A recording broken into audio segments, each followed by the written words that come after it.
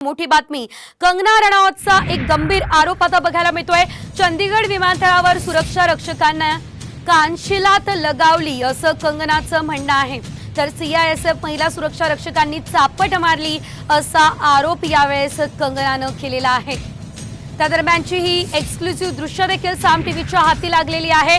कंगना रनौतने गंभीर आरोप केला आणि त्यानंतर ही दृश्य समोर आली। मंडीच्या खासदार कंगना रनौत यांनी हा आरोप केलाय।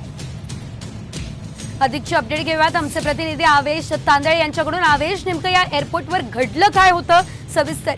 नक्कीच शेजल, कंगना रनौत उद्या एनडीएच्या बैठकीसाठी चंदीगडहून दिल्लीला येत होत्या। त्यावेळेस त्यांच्यावर चंदीगडमध्ये एक घटना घडली आहे। त्यानंतर कंगना रनौतची जी टीम आहे, सल्लागार आहेत, त्यांनी आरोप केला की तिथले जे सीआरपीएफचे महिला जवान आहे त्यांचं नाव कुलविंदर कौर आहे, यांनी कंगना रनौत यांना मारहाण केलेली आहे।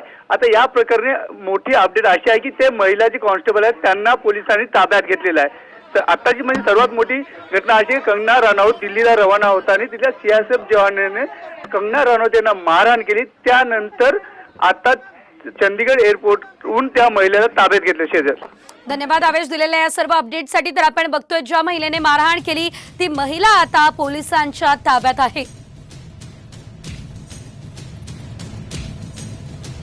या दरम्यानची आपण ही साम टीव्हीची एक्सक्लुसिव्ह दृश्य सुद्धा बघतोय। कंगना रनौतने गंभीर आरोप केला आणि त्यानंतर लगेचच कारवाई सुद्धा सुरू झालेली आहे।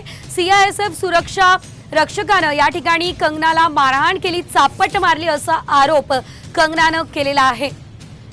या महिला सुरक्षा रक्षकाला आता पोलिसांनी ताब्यात सुद्धा घेतलेला आहे। त्या दरम्यानचीच आपण दृश्य सुद्धा बघू शकतोय। चंदीगड एअरपोर्टवरची ही दृश्य आहे।